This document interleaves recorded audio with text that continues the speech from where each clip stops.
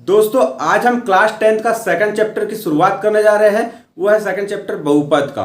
बहुपद में हम कुछ महत्वपूर्ण चीजें जैसे वेरिएबल्स क्या होते हैं, कांस्टेंट्स क्या होती है, डिग्रीज क्या होती है, इनके बारे में जानेंगे। चलिए शुरुआत करते हैं आज के चैप्टर की।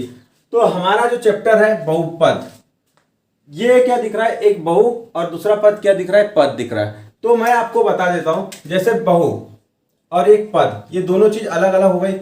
तो मैं बताऊं कि बहुपद मतलब हमने हिंदी में पढ़ा होगा एक वचन बहुवचन, तो वही वाला है दोस्तों, जिसमें एक वचन मतलब कोई एक वस्तु होती है, बहुवचन मतलब बहुत सारी वस्तु। तो हमारा जो बहुपद होगा क्या होगा, बहुत सारे पदों से मिलकर बना होगा। तो क्या कहलाएगा, वो क्या कहलाएगा, बहुपद कहलाएगा। तो आपको एक परिभाषा के रूप में बता दूं, जैसे दो बहुपद का योगफल, अंतर और गुणनफल बहुपद होता है, किंतु उसका अगर भागफल हो तो वह बहुपद नहीं होता। चलिए कुछ एग्जाम्पल के रूप में हम समझते हैं, जैसे ax प्लस बी, क्या ये बहुपद है, क्या ये बहुपद है? तो मेरे दोस्त ये बहुपद है। तो आपको मैंने बोला कि पद, पद मतलब क्या होता है, ये एक पद हो गया, ये अलग पद हो गया। मतलब यहाँ पे ax क्या हो गया, एक पूरा अलग टर्म हो गया, और b क्या हो गया, एक पूरा अलग हो गया। तो ये दो चीज से मिलकर बना हुआ है। तो जैसे एक प्लस और एक मैं बताता हूं माइनस, ठीक है। अगर आपको प्लस और माइनस दिखेंगे तो ये दोनों दोनों अलग टर्म हो जाएंगे। वही बात करते हैं मल्टीपल, मल्टीपल मतलब गुणा।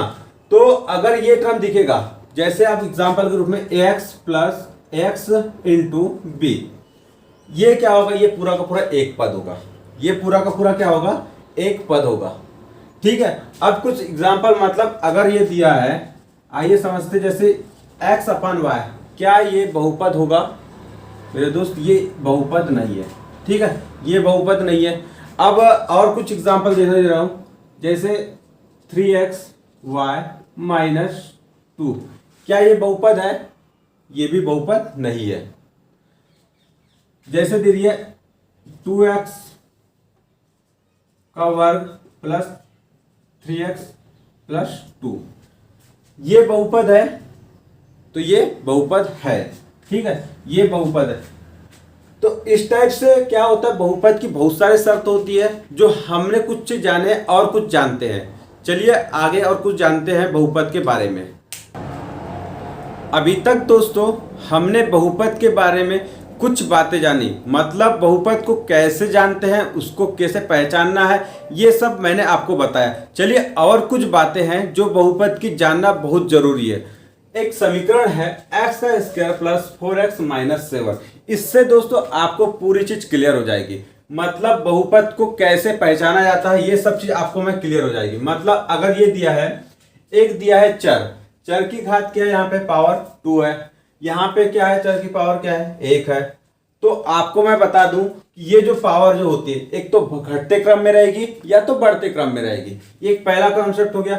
दूसरी बात क्या होती है कि जो चर की पावर होगी वो हर समय पॉजिटिव होगी, निगेटिव होगी ही नहीं, मतलब पूर्ण संख्या के रूप में होगी, ये दूसरी बात हो गई। अब तीसरी बात क्या होती है कि चर, चर मतलब क्या होते हैं, ये परिवर्तित होते रहते हैं। मतलब इसके जो मान, अगर मैं चर में मतलब x का मान 1 रख दूंगा तो कुछ और मान आ जाएगी, वैल्यू आ जाएगी। उस टाइप से अगर मैं 2 रख दूंगा तो इसके और कुछ परिवर्तित हो जाएगा। और जो ये अचर होते हैं, ये क्या होते हैं, ये होते हैं कांस्टेंट, मतलब ये परिवर्तित नहीं होते रहते। मतलब अगर मैं बताऊं आपको कि अगर 4 है, 4 को इंडिया में अगर 4 कहा जाएगा, तो वहीं अगर अमेरिका में भी इसको क्या कहा जाएगा, 4 ही कहा जाएगा। चाहे आप कहीं भी क्षेत्र में चल जाओ, कोई भी देश में चल जाओ, तो 4 को 4 ही कहा जाएगा। तो ये क्या होते हैं, अचर होते हैं। अचर मतलब कांस्टेंट्स होते हैं, ठीक है। ये आपको दो चीज पता चल गई, अचर क्या होते हैं और चर क्या होते हैं, ये दो चीज मैंने आपको बता दिया, ठीक है। अब जानते हैं कि कौन कौन से बहुपद व्यंजक नहीं हो सकते। अब आपको बता देता हूं कि कौन कौन से जो बहुपद है जो व्यंजक नहीं हो सकते। तो ऋणात्मक चिन्ह वाले घातांक, अगर जो ऋणात्मक चिन्ह वाले घातांक मैंने आपको अभी बताया हो गए, तो वो क्या हो गए, बहुपद नहीं हो गए। दूसरी बात, दशमलव के रूप वाले बहुपद नहीं हो गए, अगर दशमलव के रूप में अगर संख्या है तो बहुपद नहीं होगी। फिर तीसरी बात, कोई पद जो किसी चर से विभाजित हो तो वे भी क्या हो गए, बहुपद नहीं हो गए। तीसरी बात, कोई भी भिन्न वाले घातांक जैसे रूट x, तो ये भी क्या हो गए, बहुपद नहीं हो गए।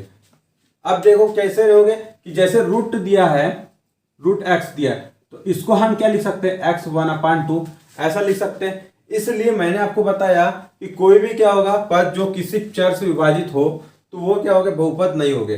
तो ये हो गया, अगर ये इस टाइप से हो तो वो क्या हो गया, बहुपद नहीं हो गए। चलिए, हमने कुछ अभी महत्वपूर्ण बातें जानी, और कुछ बातें हैं जो बहुपद से रिलेटेड, वो जानना बहुत जरूरी है। अब बहुपद में और कुछ बातें हैं, जैसे घात के आधार पर बहुपद के प्रकार जानते हैं कि घात के आधार पर बहुपद के प्रकार, जैसे रैखिक बहुपद एक हो गया, लाइनर पॉलिनोमियल कहते हैं, द्विघात बहुपद, त्रिघात बहुपद ऐसे होते हैं। मतलब हम और भी बोल सकते हैं इसके आगे भी। तो अब जानते हैं जैसे रैखिक बहुपद। रैखिक बहुपद क्या होता है कि अगर कोई समीकरण, मतलब मैं आपको दे रहा हूं जैसे x + 5, ये क्या हो गया, यहाँ पे x की एक, मतलब जो चर है, तो चर की घात क्या है, यहाँ पे पावर 1 है। ठीक है, चर की जो पावर क्या है, 1 है। तो क्या कहेंगे इसको, रैखिक बहुपद कहेंगे, मतलब लाइनर पॉलिनोमियल कहेंगे। ठीक है, फिर बात करते हैं द्विघात बहुपद। अब द्विघात बहुपद मतलब क्या होगा, जैसे 2x² + x + 5। अब यहाँ पे क्या है, जो चर है, चर की पावर कितनी है, यहाँ पे 2 है। तो इसे क्या कहेंगे, द्विघात बहुपद। इसे क्या कहेंगे, द्विघात बहुपद। अब बात करते हैं त्रिघात बहुपद की। तो त्रिघात बहुपद में अगर का क्यूब + 2x + का वर्ग + 3x + 4। अब मैंने बताया, यहाँ पे लिखा है कि जो चर है, चर की पावर का है, क्या है यहाँ पे, चर की पावर 3 है। तो इसे क्या कहेंगे, त्रिघात बहुपद कहेंगे। इसे क्या कहेंगे, त्रिघात बहुपद। तो इसी के आधार पे और भी बढ़ाया जा सकता है इसे। तो ये हो गई घात के आधार पर बहुपद के प्रकार। घात के आधार पर बहुपद के प्रकार मतलब एक घात होगी तो रैखिक बहुपद, दो घात होगी तो द्विघात, तीन घात होगी तो त्रिघात बहुपद। इस टाइप से क्या होता है, ये घात के आधार पर क्या हो गया, बहुपद के प्रकार हो गए। और कुछ बातें हैं जो बहुपद की है, जो जानना बहुत जरूरी है। चलिए देखते हैं आगे की कुछ बातें महत्वपूर्ण। अभी तक हमने घात के आधार पर बहुपद के प्रकार देखे। अब देखते हैं पद के आधार पर बहुपद के प्रकार।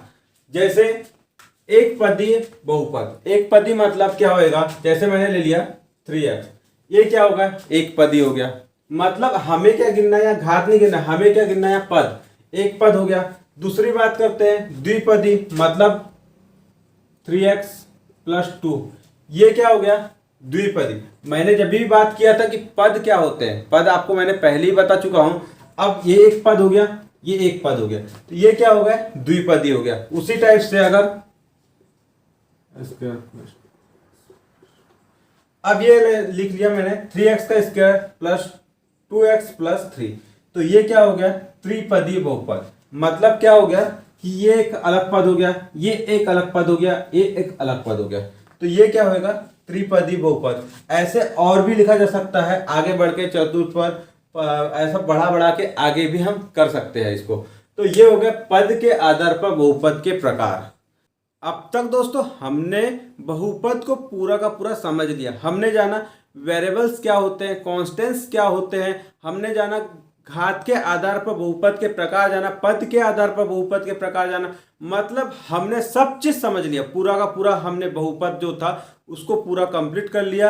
अब दोस्तों इसके बाद हम देखेंगे जो इससे रिलेटेड जो प्रश्नावली है उनको सॉल्व करेंगे दोस्तों।